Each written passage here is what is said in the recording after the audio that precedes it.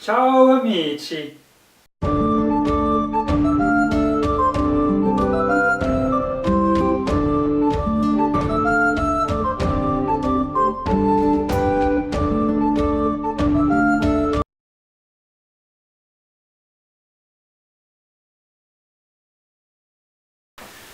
Today we're going to be talking about the Verdaccio, and the Verdaccio is an Italian term meaning green. In English you would say verdant. Verde means green in Italian, and it's the green underpainting layer that you find in old early Renaissance paintings, where they used it to complement the warm flesh tones that in the final layers that would go on top of that. Back in the Middle Ages, egg tempera and frescoes were the mainstream, and artists knew that by adding a green undertone to their paintings it would make their flesh colours pop. Due to the transparent nature of oil paints, light travels through the upper layers and refracts off the lower layers, thereby creating this beautiful luminescence.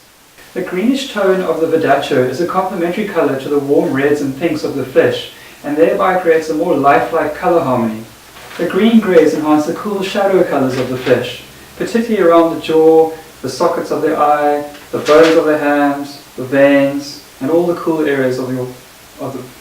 The tradition of painting the Verdaccio began with the Greeks in 1200 and was passed down from master to apprentice. The Greeks were commissioned to paint many of the churches in Florence at the time. Famous artists like Cimabue, Giotto, Cennini, they used this technique. Their frescoes were heavily influenced by Byzantine art.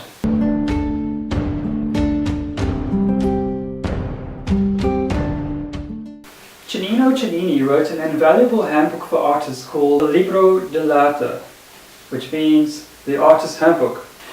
In this book, with much practical advice for the young Renaissance artists, he explains the Verdaccio. Okay, time to mix some colors now. Cennini mentions in his book Il Libro dell'arte mixing one part of black with 2 parts of ochre. He also mentions elsewhere that mix 1 part of black or Mars black. I only have ivory black here. And the ochre, mix a little bit of red for warmth. This is a Venetian red, light red, sienna, also known as cyanopia from Sinop in Turkey. In the old world they used hematites and iron oxides and gave them various names. Then he mentions lime white. I only here have flake white, which is a very old tube from Winsor & Newton. I actually don't know how old it is, but anyway, it still works. You can use pure titanium white if you want to, but I just feel like being a little bit authentic here. The pigments that he used were used for tempera, and he mentions mixing very small amounts together because in tempera it dries quickly and there's no real blending, so the artist worked in a very small area, whereas in oil painting the drying time is very slow and therefore you can mix a lot more of the paint. So let's do this. Cennini also mentions going over the shadows with terre verte, so I will do that.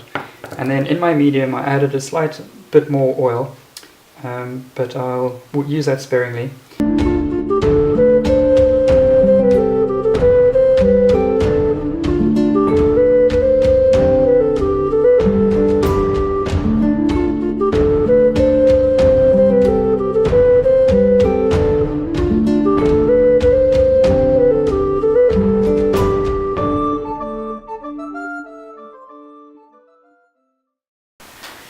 Cennini also offered much lifestyle advice for the young artists, saying that art should be studied like one studies philosophy or theology. He advises to eat and drink wine moderately, to avoid heaving heavy stones and wielding crowbars so that your hand is not strained for painting.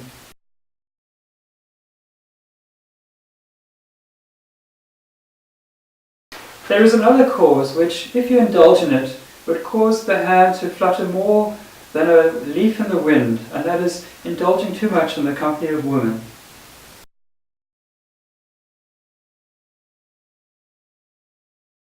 Moving on.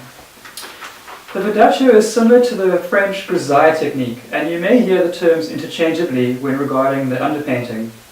But The French grisaille is painted more with blacks and whites, and hence the word gris, or gris in French. Whereas the Verdaccio is based on greens. Sometimes the Verdaccio is nicknamed the dead layer because the person looks kind of dead or like a zombie. Romantically though, I like to think of the Verdaccio as the subject being under pale moonlight. Some great examples of the Verdaccio in early Renaissance paintings would be Leonardo da Vinci's Adoration of the Magi, which was only partially painted and hence reveals a lot of the Verdaccio in the underpainting.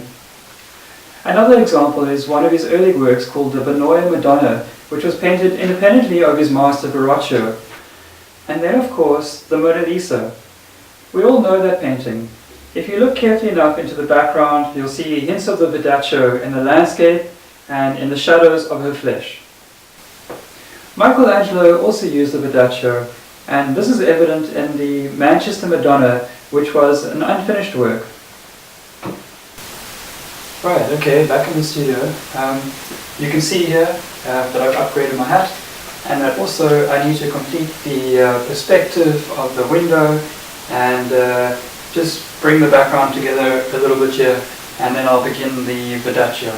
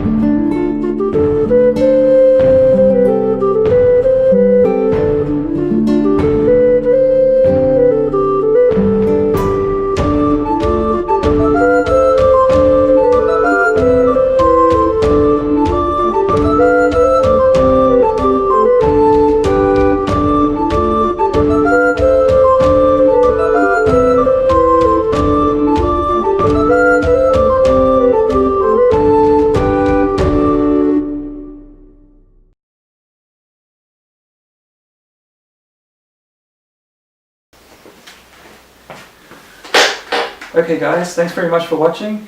At the end of July 2018, I'm going to be giving away this little painting here to one lucky subscriber on my website. So just join my newsletter and maybe you'll win it. So yeah, I did it from this drawing here. This is about a 30-minute drawing. This is my book of life drawings. Some good, some not so good, some kind of meh. But anyway, this is just my scribble book for learning the anatomy and drawing the form. Anyway, thanks very much for watching. Cheerio.